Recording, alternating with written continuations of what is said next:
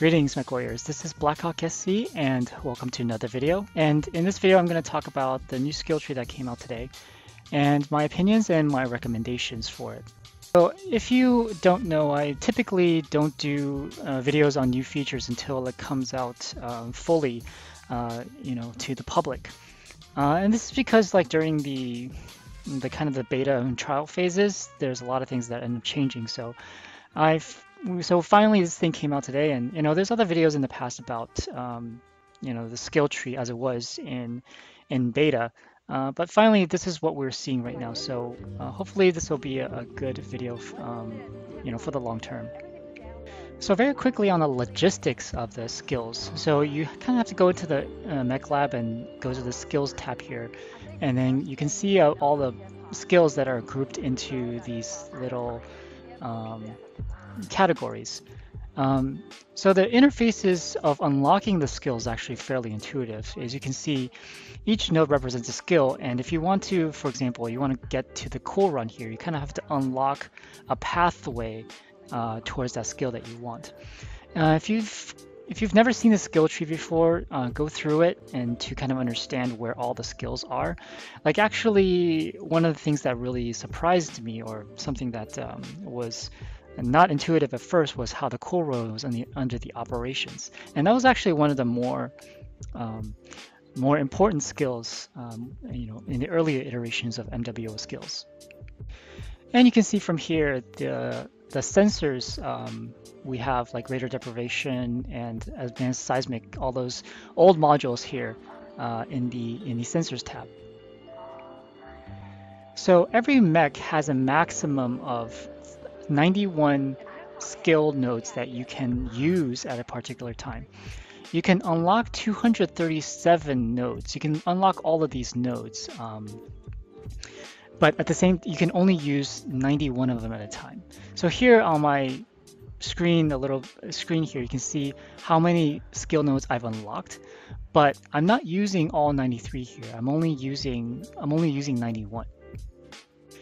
In order to unlock a skill, you need to use skill points. And if you've been playing MechWarrior for a long time and you've already mastered a mech prior to this patch, you will have all 91. You have 91 skill points available to you. So if you're in that situation, what you can do is to click this Add SP button here, and then go to the historical skill points, and you can convert all the historical skill points into the actual skill points. However, if you're buying a new mech, you're in a different situation. So if you want to buy a skill point, I believe it costs, let me see, I can purchase skill points by going through here, and then get, let's see, I can use, I think I can use like 800 XP and 45,000 C bills to buy one skill point. So now let's talk about respeccing or reskilling your mech. This is, I think, maybe one of the more confusing parts of the skill tree. So suppose that you used up all 91 of your allotment, and you want to move one skill to another. There's really two situations, and the costs are different for each. So suppose that I want to remove this hard break, okay? And let's see, yeah. So now this goes down to 90 nodes that are active. And as you can see here, I can't go into jump jets because this is locked for me. This is a Warhammer, so it doesn't have any jump jets. So suppose I want to go into mech operations. I want to unlock quick ignition, which I have not unlocked before, as you can see from this icon. Now if I attempt to unlock it, it'll cost me one skill point. The second scenario is when we attempt to remove a skill that we have already unlocked and then allocate it to a skill that we've also unlocked before, like this. So here you can see that we've unlocked the consumable slot before, but we're not using it right now. So if we select it, it will cost us 400 XP or 400 GXP, depending on which you have, to activate that module slot.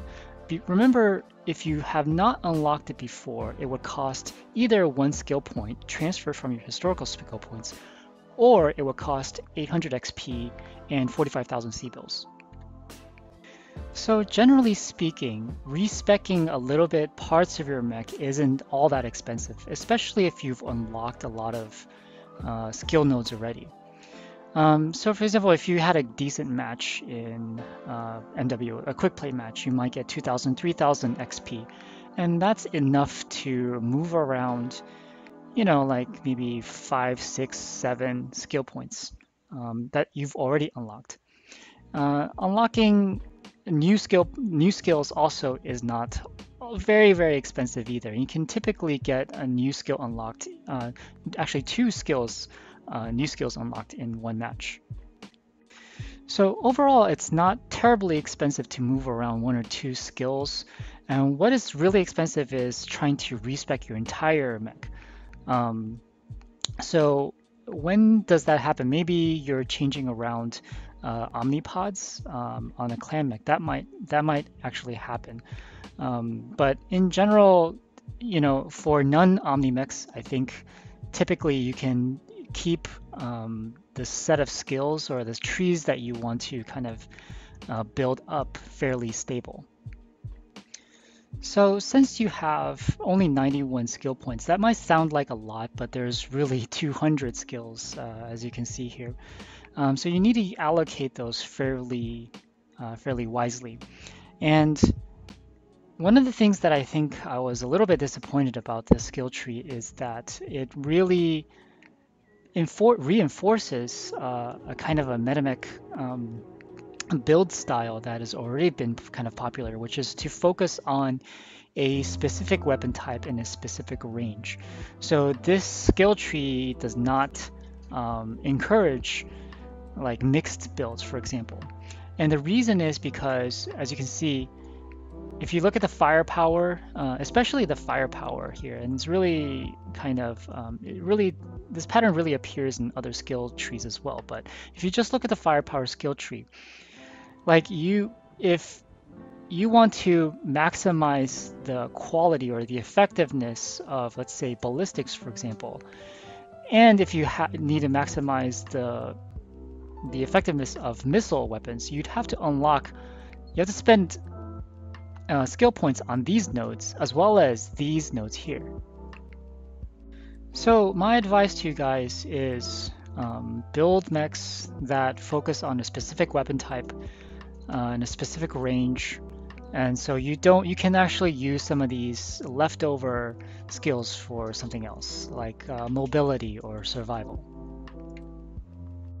The other thing to consider is instead of just the firepower of the mech, there's all these other ones that you have to consider, right? So you have to think about maybe what is the kind of the supporting characteristics that are important to this build. So I'm going to take the Warhammer, for example, the Warhammer Black Widow, and I still use the Ultra AC5 and the Ultra 5 and the AC5 build on it. So with the skill tree, what is obviously most important is the UAC jam chance, the cooldown, and the velocity skills. Now, thinking about the playstyle of the Warhammer, so I have the choice of going with mobility, going with operations, and things like that. So, should I spend? Should I spend skill points on sensors, for example? And the sensor tree is so expensive to get to the really important skills like the radar deprivation and the advanced seismic sensor, and I need to do all these skills to get to these the really important ones down here. So in order to sort of, I have to sacrifice so much to do that. So that's why I kind of put it on survivability and mobility instead. So I figured that survivability is going to be a little bit more important than agility.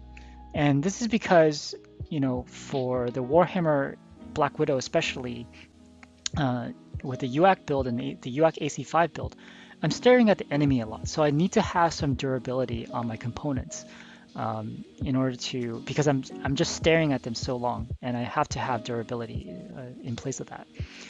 Agility is also important to try to get out of bad situations, because the Warhammer Black Widow is as a fairly this UAC5 AC5 build is a fairly slow mech, so I do need a little bit of agility to compensate. You know, the Black Widow isn't so dependent on modules, so that's why I have not activated any of these. Similarly, the cool run stuff, you know, it's a UAC5, it's an AC build, so I don't really need, you know, heat dissipation as much. Now let's look at this energy-focused Hellbringer build. Now, I haven't spec'd this out yet, but, you know, I probably don't need sensors as much because the Hellbringer has an ECM, but I probably will want to unlock Cool Run, and I will want to unlock the weapons side of it, and I might just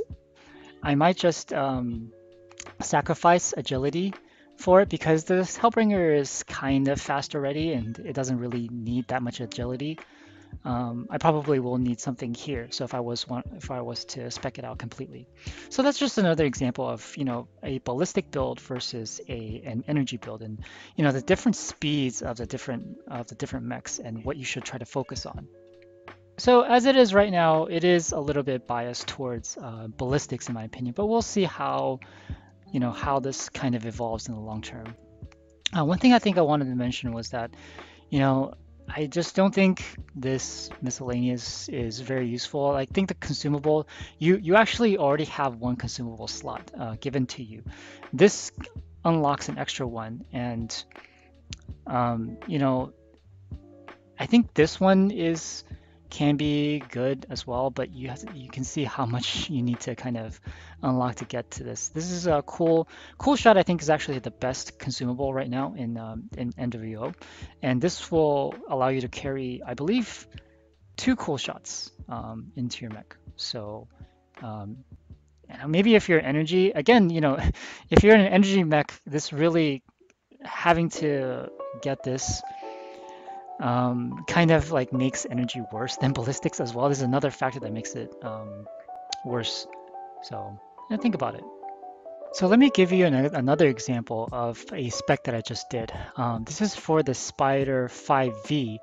And so I spec'd out a large part of the firepower, of course avoiding all the missile and the ballistic because it doesn't have either of those hardpoints. Now I skipped armor, I skipped structure. The reason is because the spider's survivability is mostly dependent on its speed and agility, and not necessarily on its, you know, armor bonuses and things like that. So this is why I spec'd out agility and I spec'd out some sensor stuff because, you know, I want to have more awareness of my surroundings. So, you know, this definitely may not be the perfect specs for the Spider 5V. But, you know, these are kind of the things that you should think about when you do your skill trees. There's a couple of last things I want to mention about the skill tree. The first is that there was some talk earlier about the quirks going away, and obviously this hasn't happened. So all the kind of the underpowered mechs from earlier on still retain their quirks, which helps to balance out some of the issues with the skill tree. The second thing, though, I think is kind of is definitely a balance issue, which is that mechs actually are getting the good mechs that are really good at what they do. For example, the Kodiak ERPPC build and the Kodiak 3 UAC builds are getting better than they did before. So I think the magnitude of improvement for mechs like the Kodiak 3 is greater than the improvement of mechs like the Atlas RS. So, you know, like for example, a UAC jam chance decrease for the Kodiak 3 is going to be a lot more powerful than, say, a velocity increase for the Atlas RS. One other thing that I noticed about the skill tree was that the clan and IS have slightly different values for each each node in the skill tree. For example, the cooldown here is 0.6, whereas IS is 0.75. This doesn't seem to be dependent on how good the mech is relative to each other within the same tech space. For example, like the Huntsman I saw was the same value as the Kodiak. The other piece of advice that I will give is that you should try to use a mech that you don't really care about so much as your first attempt at specking, because that'll help you learn how the flow works and how the UI kind of works out. So if you make a mistake, it's not too bad. Maybe you can kind of leave that mech out for later. You can kind of finish it and forget about it. And once you have enough experience, one or two mechs, scaling up one or two mechs, then you can kind of move on to the mechs that you care about. For example, like the Kodiak 3 or like one of the Timberwolves, for example. Hey guys, I hope you enjoyed this video and you learned something from it. If you liked it, give me a thumbs up and don't forget to subscribe to this channel for more MWO videos like this. I also wanted to thank Salah Adin, who became a new supporter for this channel. And if you'd like to contribute, consider donating funds through Patreon or making a one-time donation by going to my channel's About section for a PayPal link. All donations are really helpful since it motivates me to spend more time on these videos, and it shows that you guys appreciate the content. Okay, see you guys next time and bye for now.